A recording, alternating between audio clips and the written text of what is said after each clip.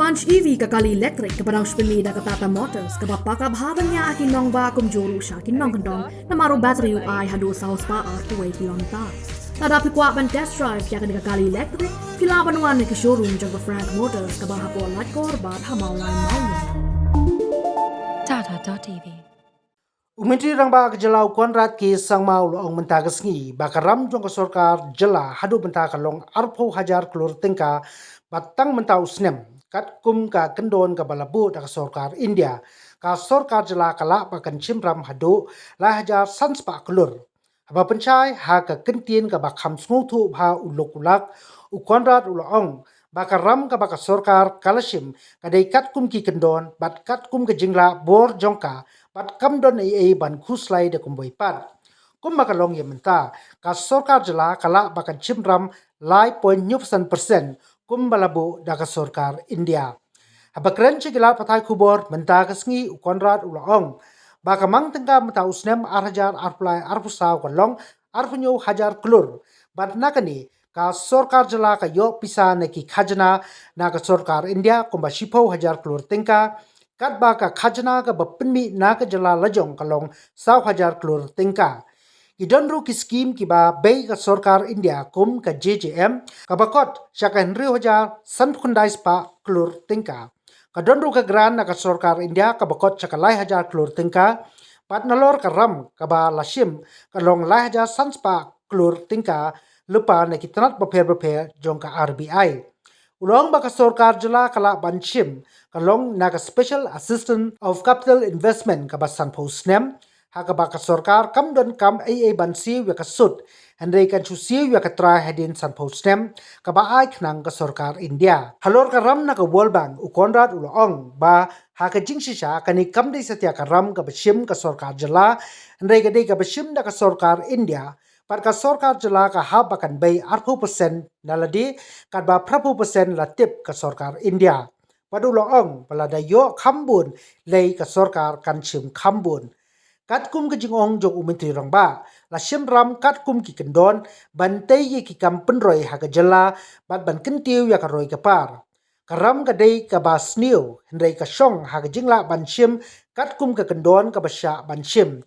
Kalaron ru ka benta kumno ka Sorkar kala ban shimram hagisnem ki banwan badru hakini gisnem ki blalek ka Sorkar kam ju pensa teng ban Siew ya karam ulong baka Sorkar kamla banjam palat ya uput baka Sorkar India kalabu bad ka Reserve Bank of India ulong baka jingshim ram kam dei ka basniu bad ka jingshim ram ka long ban kintiu ban penne ya ka roy ka par bad ka Sorkar Jylla kam pensa ya ka jingsiu hadu menta Menteri Rangba Rengkat Commissioner Secretary Jong Katnat Yarong Jong Jylla Dr. Vijay Kumar kala Pynshai ru halo jingpau jong ka kaipot Comptroller Auditor General of India ne ke CAG halor ka ram ka baka Sorkar Jylla kala shim ba kamdon AA ke jingma andai ke dei hapo uput baka dei bakan shim ulo Pynshai ru baka kaipot jong CAG ka dei ka bakham minchwa andai ka kaipot ka batmai jong ka Sorkar uklam kuntup AA but dei nagani ka daw CAG ulakdo yakiba ka Sorkar kampat pendep. At the very outset, I would like to just mention to all of you that this entire concern between whether CAG numbers are correct or the state government numbers are correct, I just want to clarify that both are actually in the right direction. Both are actually correct. The question is how and where you place the numbers. Which date you take the numbers from, and in which section under which head do you put certain expenditures, and based on that the numbers actually come out differently. So that's the reason why CAG has come out with certain reports based on putting certain expenditures under certain heads, which has then inflated numbers in certain way. But if you actually were to remove those numbers from that particular head, which should have been the case, then you will find that what the finance ministry is saying and department is saying is correct. So to give you a more detailed picture on what we are trying to say and what we're trying to share with all of you, we will try to give you a detailed presentation in a simplified manner so that it doesn't confuse you any further. And whenever you have questions, you can always ask the questions. but we're going to lay down all the numbers for you in the most transparent manner to share with you and inform you about the facts and the figures that are there. And based on that, you can obviously make your own judgment on what are the actual facts and where the state stands in terms of finances. I'll quickly, it's not a complex presentation because somebody also said we are not finance experts. So we tried to simplify it nicely so that it's easy to understand. Next. So AG has raised three concerns. One is that the GSDP growth rate is not so good, it's only 10%. So this is the AG report of 22-23. So AG said state's GSDP, which is the state's gross state domestic product, has grown only by 10%, which is less. AG has also said that the fiscal deficit of the state in the year 22-23 as a percentage of the GDP is 6.55, which is high. AG has also said that the debt of the state, overall debt to the GSDP is 43%, which is also high. So these are the three things that the AG has said. So one by one, which we already issued a press release, but I think we want to clarify in much greater detail. So as Honorable CM just mentioned, it is about the timing of the numbers. See, the fundamental first number is the GSDP number, which is the gross state domestic product. So this number is computed over a 4-year period. So for this year, for example, for 24-25, we only have the first estimates. So three to 4 years, our department has discussions with MOFSP. There is a lot of debate on each line. There are about 30,000 lines in the GSDP calculation. And based on that, the final estimates are made. So today we have the final estimates of only 21-22. We don't even have the estimates of 22-23. So there are different numbers. There are what are called the final estimates. There are what are called quick estimates. There are what are called advanced Estimates. So Bar Rimiki is here. He is the nodal person in the Department of Economic and Statistics who does this exercise. So they on every 3-month basis they go to Delhi and do these calculations with the MOFSP. So when AG finalized their 22-23 number in June. So June they took whatever was the number. But in August, now anybody can go to the MOFSP website and see Meghalaya's GDP for 21-22 is 40,222 crores. This is the final number. This won't undergo any revision. And the Meghalaya's GDP estimate for 22-23 is 46,551. This might still undergo some revision, but there's one more meeting in January when the final number will be frozen for 22-23. So AG has used the previous 6-month-old numbers, which were 38,000 and 42,000. So the current numbers are 40,000 and 46,000. So these are there in the MOFSP website. So therefore, the first clarification is that the GDP Meghalaya actually is doing well in GSDP. So unlike what AG said is that we have grown only from 38,000 and 42,000, that's a 10%. But the reality is 40,000 and 46,000, which is a 15.6%. So I just add this.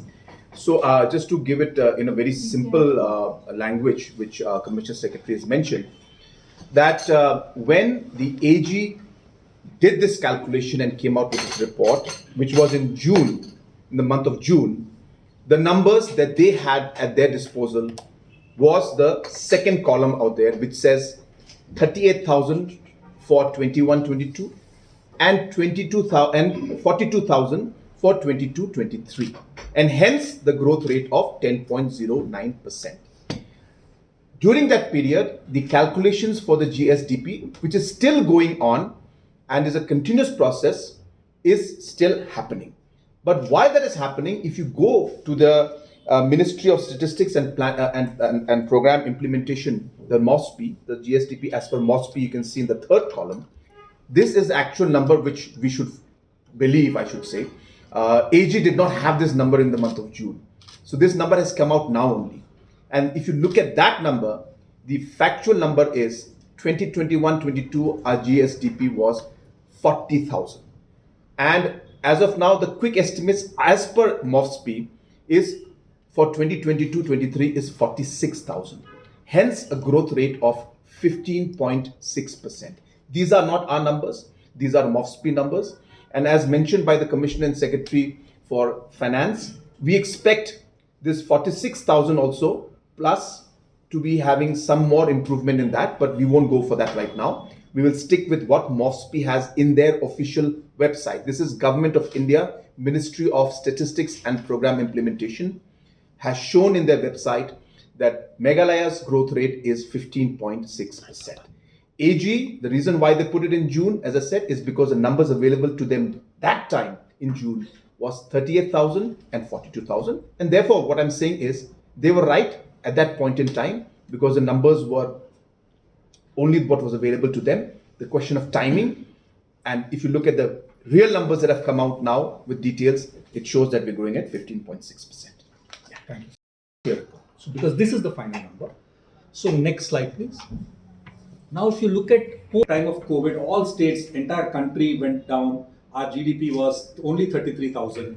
22-23 is 46. So the growth rate over, we will touch 92,000 crores by 27-28.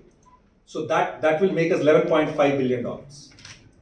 The worst case scenario, the probable scenario, and a best case scenario. And this is based on the past numbers that are there. And in all the three scenarios, we are on track to touch the $10 billion economy which we have been targeting. So therefore, our target is very realistic and we are hopeful that even in a worst case scenario, we should be. But obviously, as I said, these are futuristic things. We need to see how things are. A lot depends on how the next few years go and how we are able to work and bring in investments and go with our growth program and strategy. But if everything goes as planned, as I said, we are expected to cross our 80,000 crore mark, which is a $10 billion economy. Next slide, please.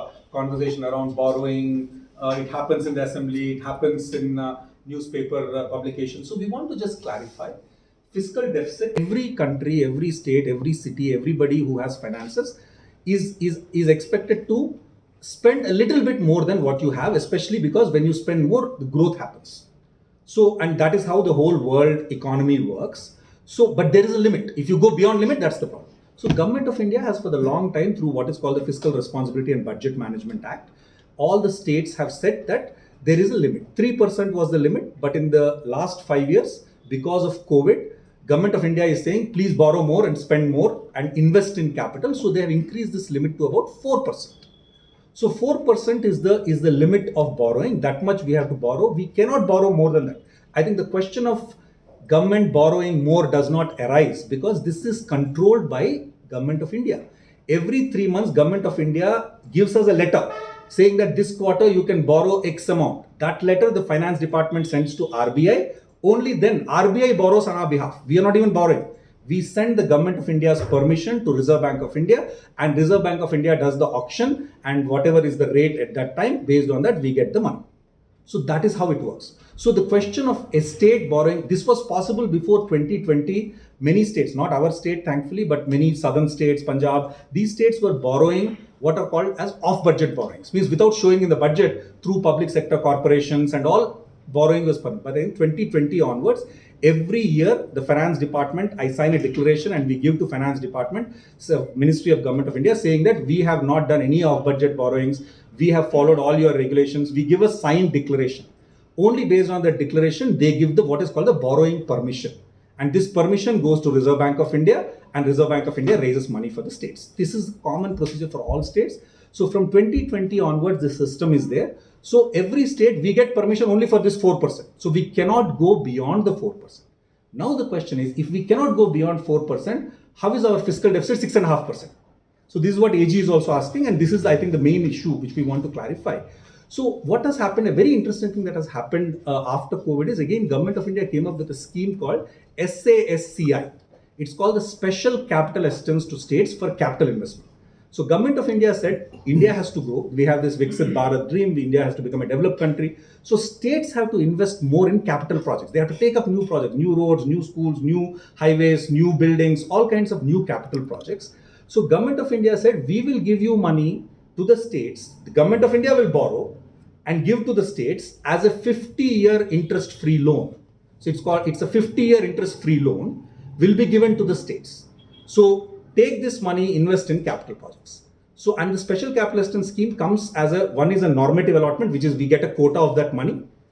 And that is a column number 1. So this table on the side, you can see that's a very important table to note. So the normative allotment, what we mean by normative allotment is the allotment or the budgetary allotment that Government of India allows the states to take. So if you can see in the first column, the normative allocation for Meghalaya in 2020-21 is 200. Next year also it was 200. Third year it was increased to 614, and fourth year it was increased to 767. So this is what the normative allotment has been. But then based on our work that we did, the UCs that we submitted on time, all the utilization we did, if you can see the second column, we have able to receive additional amount of you can say bonus, performance-based incentive bonus, and that is where Meghalaya, in fact, in 2022-23, if you look at the last column, our normative allotment was only 614, but we ended up getting 1,049 crores because we were able to utilize the funds and submit the UCs and all the aspects in a very, very quick manner. Now, why this is important? Commissioner Secretary will just give more details. We used 200 in the first year. Second year, we were given 200, but we performed very well, so we got extra 100, we got total 300. Third year, our normative allotment was 614. We did very good, and we got additional 435 crores. Total went to 1,049 crores. Last year, we were given 765 crores. We did well. We got extra 825 and total of 1,293. So we are one of the highest beneficiaries actually of this particular scheme. And as mentioned by Commissioner Secretary, we don't have to pay the interest for this. So, this is going to be the principal amount. After 50 years, we'll have to repay back. And we will show you again that there is a mechanism for this to also hedge for this in one way, where we have got a fund that in a sinking consolidated fund, money is kept, and that hedging is done for that also in that particular aspect, which we will show you later on. So this is technically, in a way, a grant, but for accounting purpose, since it is a long-term loan being taken by Government of India, the CAG had to put it under some CAG head. has been instructed by Government of India. Yeah, to put it under this head. So all states have gone through this. All the states have, I think, even Assam, they got about 2,000 crores under this. We got 1,000 crores last year, 1,200 crores last year. They took about 2,000 plus crores. But their GSDP is 1,50,000 crores. So therefore, 2,000 for a GSDP of 1,50,000 crores, the percentage is much lesser. So the impact of that accounting on a large state is much lesser compared to a small state where 1,200 on a 40,000 or a 1,000 crore on a 40,000 is about 2.5%. So that's where these numbers are showing. So AG is not wrong in what they're doing. It's just that this number should not technically be under our debt, our fiscal deficit numbers. But then AG was instructed to do it. And just to share with you, this issue has been raised with Government of India.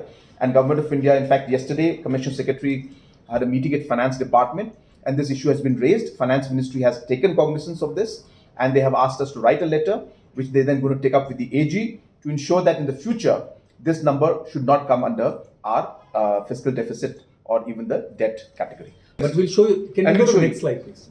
So this is what it is. There is something called in the bank account. But we don't have to pay interest for using this money because Government of India is paying the interest.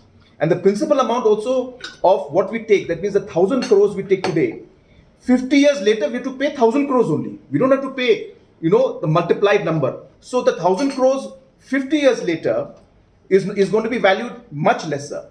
And therefore, the consolidated sinking fund amount that we're putting of 5 crores is going to be a hedging, as I said, and going to allow us to repay that amount that is required for the amount we've taken. So as I said, 1,000 crores we are borrowing today. We have to pay back 1,000 crores 50 years later, not the compounded interest value of that. The principal amount of 1,000 crores after 50 years. So therefore, that is the beauty of this particular project, and therefore, this cannot be seen as a pure debt, because debt means we have to pay interest, principal amount within a certain time frame, a period of about 7 years, 8 years, or 10 years, whatever the RBI mandates for us. So it's a completely different category. But the CAG has put this particular fund under our debt aspect and fiscal deficit, which actually from a realistic point of view actually would not be correct because of what the explanation we've given to you right now. And this should have been the numbers that we should be showing is two numbers, which is the fiscal deficit with the special assistant. Can you go to the next slide? Yeah, next slide, just one. So they should show numbers which is on the second table. If you can see the second table, the fiscal deficit As per AG right now, it's 6.55. If you look at 2022-23. But if you were to look at the revised GSDP as per the revised GSDP of the MOSPI, which was the first slide we showed you, where we have shown that we are at 46,000 and not 42,000, already our fiscal deficit is down to 6.01, because the higher the GDP, the lesser the percentage, because it's debt over GSDP, right? So third column, if you see that we have, third row, sorry, if you look at it, which says the fiscal deficit after correction of 2, which means after removing the special emphasis on capital investment. If you remove that from the calculation, our fiscal deficit is 3.75. Because you see, it's like this. The point is, AG has been directed to do this process, and this is being done for all states, as we mentioned. Now, Finance Department will have to direct AG that from future, next year onwards, you should come out with a chart like this, where you say fiscal deficit with the capital investment, special assistance on capital investment is 6.0, but without it, which is the actual fiscal deficit, is 3.75. So this kind of numbers, so that people are clear that these are two different categories and they should be dealt separately. And those who would like to see the number with the special assistant, then you can see the second column. And those who would like to see it without it would see the third column. As I said, because from all angles, this long-term loan that is there, which is an interest-free loan, which is to be repaid after 50 years, is almost equivalent to a grant. And there is a mechanism for the state government to put funds in the consolidated sinking fund, which then will grow because we are getting interest on that money, and that will be sufficient for us to be able to repay this amount, principal amount, which we're borrowing today, which we have to pay back after 50 years. So we're already making provisions for that. So if we exclude the special capital assistance money from that, our number is 36 and not 43. That's exactly what we said in the press release. So yes, we are not at 28%. It's a fact. So we were, even 10 years ago, we were at 30%. So we are today at 36%. But if you look at our projections for the next 5 years, on all the three scenarios, the most optimistic, the normal, and the most probable scenario, we will be by the year 28 within the 28%. We will hit 27.13 in the most pessimistic scenario also. We are taking various steps because it doesn't change in one day, because during COVID time, what has happened is that all state governments were encouraged to borrow more. Government of India allowed us to borrow up to 6%. This is the highest. I think in 21-22, up to 6% was permitted by Government of India. So therefore, the state's debt has increased, and also GDP came down. So debt as a percentage of GDP, therefore, is higher. But today our number is 36, and the plan is there. In any growth scenario, we should hit the 28% by 27-28.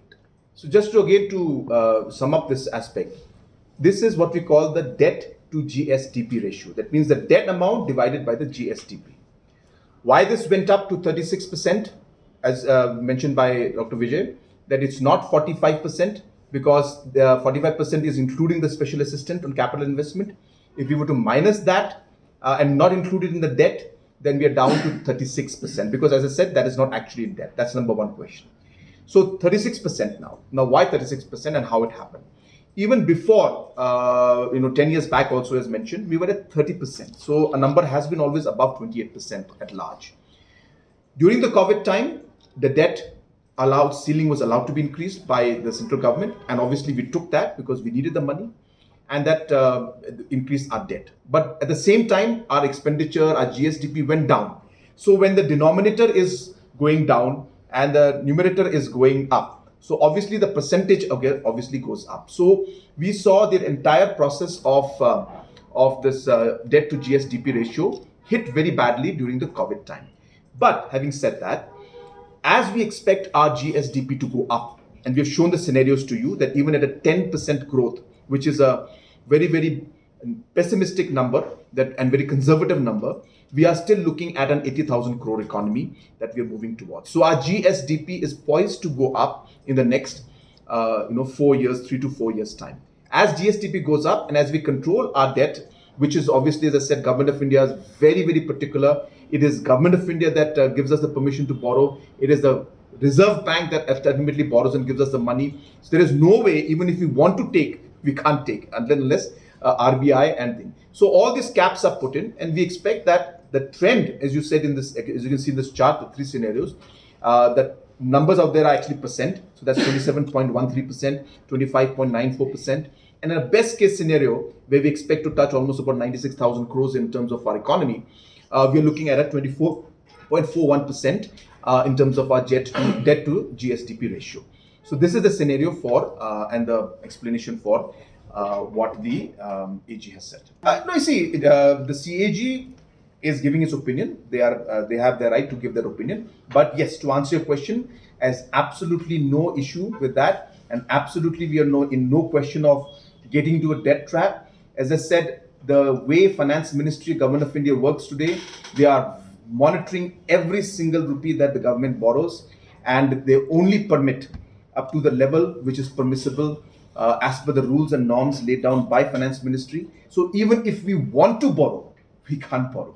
So therefore, the question of us going and crossing the limit does not arise, because ultimately it is the RBI that is going to fund. So if we are going to fall into debt trap, next year Government of India and RBI will not allow us to borrow anymore. So it's as simple as that. So budgetary performance, this again we explain every year to you. So on the debt trap, a final thing is, I think AG has made the comment of a debt trap looking at the 43% number. But now that we know it is not 43, it is 36. So there is a huge 8% difference. So obviously the question of debt trap does not arise, and we are on the path to consolidation. Now on the budgetary numbers, so this is another thing that happens in every exit conference we do. So what AG expects, and it's good practice, is that the budget should be tight. That means if we announce a budget of 25,000 crores, we should make an expenditure of 25,000 crores. So there is always some kind of what we call surrender at the end of the year. So even in the last year, when our budget expenditure was 21,800 crores, our budget was 27,000 crores. So there's a 5,000 gap. So AG says, why budgeting? This we explain every year, which is that we are dependent on the CSS. So when we make the budget, we expect that under SSA we will get 600 crores, 800 crores. We only end up getting maybe 400 crores. So therefore in CSS, typically we over budget. So, and this is a problem again of smaller states which are dependent on Government of India. Larger states, they don't depend so much on Government of India schemes. So their budgeting is a little more tighter. But in our states, we sometimes budget more optimistically for the CSS, because suddenly last year, for example, PMAY, we got 1,700 crores. But we only made a budget provision of 1,000. Then we had to again, wait for assembly to make the budget provision. Because if you don't have budget provision, even when you have the money, you can't draw the money. So that is the reason. That's why SD is done. That is the reason why there is a little bit of over budgeting. This is more of a procedural issue. Of course, in state schemes also, sometimes departments are more optimistic that they can spend more money. So we are constantly, in fact, sir, many years ago, the gap between the budget and the expenditure was much higher. Now we are slowly closing the gap. But yes, so this is the reality. There is a real problem, because Government of India announced its budget on the 1st of February. So we make our budget based on Government of India's numbers. But Government of India says in SSA we'll give 10,000 crores. But they don't say how much they give for Meghalaya. That comes only after 3-4 months when ministries have their meetings and all. So therefore everybody is guessing. So therefore there is bound to be some bit of slack in the overall budget making. Growth is basically the GSDP growing. So when you look at the GSDP, it involves everything from government investment, government spending, to private investment that takes place, to the overall consumption that takes place. So growth in the economy is when we see the gross state domestic product grow. So that is what the growth factor is. So today, say for example, if we have a large investment that comes into say the private sector in say power, so that will add to the GSDP of the state. Tomorrow we end up building up a large say state secretariat. Now that's expenditure from the government side. That adds to the government's expenditure, and that adds to the GSDP. So tomorrow, next year, when we say we show an additional expenditure of 500 crores on that goes into the GSDP calculation, and tomorrow we will see the GSDP grow. So therefore, growth means basically economic growth, means basically expenditure, increase in consumption, government expenditure, private investments coming in, net exports, import-export. So all these factors lead to the growth, and that's what it is. So you're talking about two different things. That's the reason why a lot of governments today talk about whether GDP or GSDP is actually the only way or the right way for any government to look at the overall performance of the economy and the government. So you're asking two different aspects. And I, for one, subscribe, in fact, to that particular thought process. And that's the reason why, if you look at the Vision 10 document that we have shown, why have we said that we want to go for a $10 billion economy? Now, $10 billion economy means we will double our economy in whatever 7, 8, 10 years which we had planned. But is that enough? Now, is it enough to just have that and yet not having the health sector and the education sector and the farmers and the women and the youth benefit from it? That's the reason why, if you had read my vision document, you would have realized that while we talk of Vision 10, we also talk of 10 opportunities, we talk of 10 commitments. What are these commitments? These commitments are that when we achieve the $10 billion economy, we will not forget that we have to also give back to society in terms of the health investment. So we have talked about how we will transform and work towards the health sector. So the $10 billion economy should happen. But while that happens, it should also help the education, it should help the youth, the women, the health sector. And those are the social aspects which you're talking about. And hence the Vision 10 document, thank you for asking this question, it's helping me to clarify. That is the whole idea of ensuring that we have a balanced growth. We have a growth that will ensure that every section of society is taken on board while we're moving forward. And that's how an economy should grow. This debate is a very large debate, in fact, at the global level also. And that's why, nations like Bhutan have come out with something that they call the Gross Happiness Index, because they feel that just GSDP or GDP is not a fair enough number to judge the overall happiness, growth, and social justice at the grassroots level. So it's a much larger debate, but I don't think we have time to go into all of that. But yes, a valid question, and that's what the scenario is. So GDP is one part, but the social justice in terms of ensuring that different sectors are helped is another aspect. And that is why our vision document focuses on all these aspects, not only on the $10 billion economy, but how to reach this $10 billion economy in terms of 10 opportunities that we have where we can focus on, and in terms of the 10 commitments that we have towards health, women, social welfare, education, so on and so forth. There is no doubt. As I said, there are only two issues here. One was the issue of MOFSP number versus our number. That, as I said, CAG will correct it in the next report. It is just currently the timing issue. The second is special capital assistance, which is a very special issue, which is a completely new scheme. In fact, it's the largest scheme run by Government of India. For that, we are going to take up with the CAG, because it's going to be every year this story will repeat. Because every year we'll get special capital assistance money. Every year our fiscal deficit will be shown as 6%, 7%, 8% if we get more money under the special capital assistance. So we are taking up formally with the CAG to show this. So therefore the question of we doing a separate audit, CAG is Government of India's very robust mechanism. So it's a great thing. They account everything. So we just have to make a request. We are making a request. We'll send a formal letter. That's what I've been advised yesterday by the Finance Ministry officials. So we will do that, and hopefully from next year, whatever we are showing you as a presentation will also come in the CAG. All these numbers in the public domain. This is budgeted at a glance. We can share this again. So what is the total amount of money that we have in this budget? We have projected 27,000 crores. That's the number. So in 27,000 crores, from where are we getting this money? So we get mostly from the Government of India collects taxes, and it divides the taxes based on formula. This formula is determined every 5 years. So by the Finance Commission. That's why Finance Commission is very important. So out of 27,000 crores, almost 10,000 crores is share of central taxes. Government of India is collecting taxes from around the country, and it's giving to Meghalaya. Our own taxes, the taxes that we collect from business happening in our state and everything, is about 4,000 crores. Then there is the centrally sponsored schemes. 6,000 crores is centrally sponsored. 6,509 is the various centrally sponsored schemes, whether it's PMAY, whether it's Jal Jeevan and all. Then we also get some grants from Government of India. So that is close to about 3,000 crores. Then there is the public debt. The public debt is about 3,000 crores. So that much is the permissible number we can borrow. Out of 27,000 crores, only 3,000 crores is the borrowing. The rest is all our own resources, or mostly actually it is tax collections that are coming from the Government of India. So this is the table. We have put this out. We'll share this also. I think it's all of good for this document. This is when we did the budget, where the money comes from and where the money goes is kind of very clearly given. That's foolish. So it is permitted by RBI. Every state does it. Everybody does it. If we don't do it, then we won't have the money to build roads, to build hospitals, to build all that. So in a simple line, the debt is as per the provisions of Government of India and the RBI. We are well within the limit, and we are, yes, utilizing the debt, because debt and loan is one of the ways in which public finance works, and that's how investments are taking place.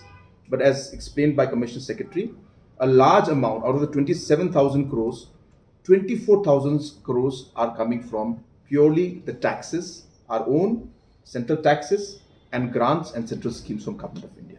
So debt is only financing about 3,500 crores, which is the permissible limit prescribed by Government of India, and we are well within it.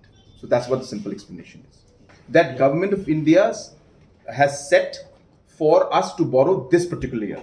So when we are going to be overall, as I said, when our budget is 27,000 crores, out of this budget of 27,000 crores, there is an amount of central taxes, there's an amount of state taxes, there's an amount of grants from center, there's an amount of CSS, and there's an amount of loan.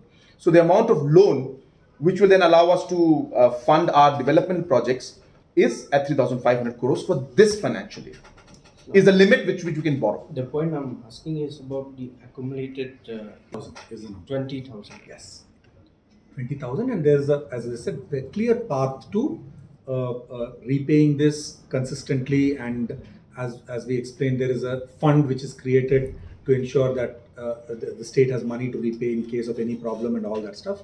And once again, I'd like to clarify, I was just checking the numbers. So debt is again, I want to, just from a finance point of view, because I feel bad when I see this debt story, is that debt is not a bad. America's debt is 125% of its GDP. India's as a country, I said 50, it's not 50, it's 85%. So states are mandated at 28. Most states have 30 to 40% number. So we are at 36. Our endeavor is to bring it down to 28. Good. No, it's very good you asked this question. So there are three categories of this fund that we talk about. Please, I hope you record this really well. Of course, I'll do it again later on and record and send it to you nicely. There are three borrowings or loans or whatever you call it that are there, which public knows. First is the normal borrowing, which we mentioned about the 3,500 crores which we take in the year. This is actually the borrowing. The real definition of borrowing is this one. So this, when we say borrowing, yes, we borrow 3,500 crores from RBI, through RBI and through different agencies, but RBI takes it care of us. That is actually the loan that we take. The second is this special assistant on capital investment. This is a 50-year long loan, but technically it's a grant because we don't have to pay interest on it. We have to pay the principal amount, and that principal amount also has to be paid after 50 years, not now. For which we have already put consolidated fund in sinking fund money to make provisions to repay that amount. So therefore, we will not have any issue in repaying that amount 50 years from now, because we take 1,000 crores now, we pay exactly 1,000 crores back after 50 years. So the value of 1,000 crores we take now is going to be very less 50 years later.